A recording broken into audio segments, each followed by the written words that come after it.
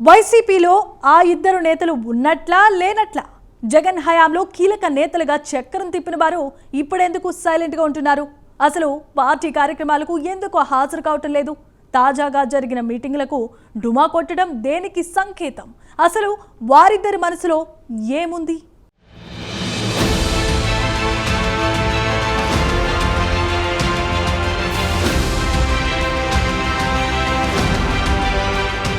రెండు 2019 అసెంబ్లీ ఎన్నికల్లో శ్రీకాకుళం జిల్లాలో శ్రీకాకుళం నియోజకవర్గం నుంచి ధర్మాన ప్రసాదరావు, ఆముదాలవలస నియోజకవర్గం నుంచి తమ్మినేని సీతారాం గెలుపొందారు. వైఎస్ జగన్మోహన్ రెడ్డి ప్రభుత్వంలో ధర్మాన ప్రసాదరావు రెవెన్యూ శాఖ మంత్రిగా, తమ్మినేని సీతారాం రాష్ట్ర శాసనసభ స్పీకర్గా కొనసాగారు. అప్పట్లో జిల్లాలో పెత్తనమంతా ఈ ఇద్దరు నేతలే చెలాయించారు.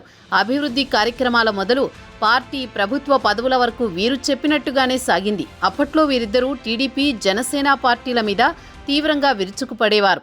అంతేగాక గతంలో ఎన్నడూ లేనంతగా తమ హయాంలో సంక్షేమ పాలన అందించామని ఈ నేతలు చెప్పుకొచ్చారు.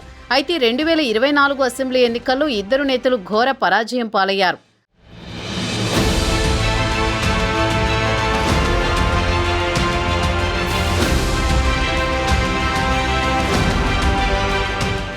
అధికారం కోల్పోయిన తర్వాత వీరిద్దరూ నేతలు పార్టీ కార్యక్రమాలకు దూరమై అజ్ఞాతంలోకి వెళ్లిపోయారు.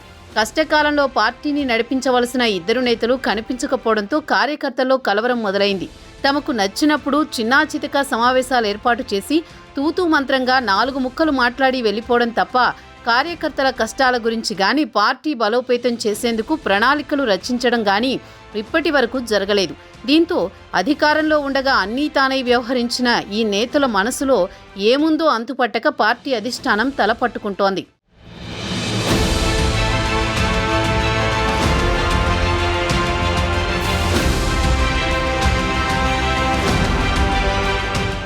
కాగా ఆముదాలవలస నియోజకవర్గంలో తమ్మినేని సీతారాం తీరుతో విసిగిపోయిన వైసీపీ అధిష్టానం ఆ నియోజకవర్గ వైసీపీ ఇన్ఛార్జిగా చింతాడ రవికుమార్ను నియమించింది.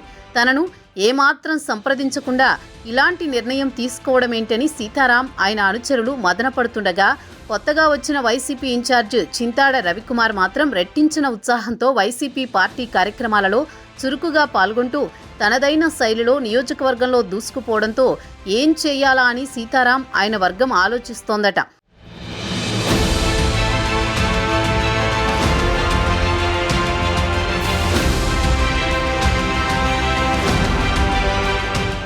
మరోవైపు మరో కీలక నేత మాజీ మంత్రి ధర్మాన ప్రసాదరావు సార్వత్రిక ఎన్నికల ఫలితాల అనంతరం పూర్తిగా మౌనం దాల్చారు. 2014 ఎన్నికల ముందు కాంగ్రెస్ పార్టీలో ఉంటూ వైసీపీపై తీవ్ర విమర్శలు చేసిన ధర్మాన 2014 ఎన్నికల నోటిఫికేషన్కు కొద్ది రోజుల ముందు వైసీపీ తీర్థం పుచ్చుకుని వైసీపీ తరపున పోటీ చేసి ఓటమి చెందారు. 2019లో మళ్లీ అదే స్థానం నుంచి పోటీ చేసి స్వల్ప మెజారిటీతో గెలుపొందారు. తర్వాత 2.5 ఏళ్ల పాటు మంత్రిగానూ అధికారం అనుభవించారు. కాగా 2024 ఎన్నికల్లో శ్రీకాకుళం నియోజకవర్గం నుంచే పోటీ చేసిన ధర్మాన అత్యంత దారుణమైన ఓటమిని చవిచూశారు. సర్పంచ్గా ఉంటూ ఎమ్మెల్యేగా తొలి దఫా పోటీ చేసిన టీడీపీ అభ్యర్థి గొండు శంకర్ చేతిలో ఓటమి చెందారు. అప్పటి నుంచి ధర్మాన ఏ ఒక్క కార్యక్రమంలోనూ పాలు పంచుకోవట్లేదు. కనీసం రాజకీయ కార్యక్రమాలు నిర్వహించడం లేదు. దీంతో పార్టీ శ్రేణుల్లో సైతం ధర్మాన రాజకీయాల్లో కొనసాగుతారో లేదా అనే సందేహాలు వ్యక్తమవుతున్నాయి.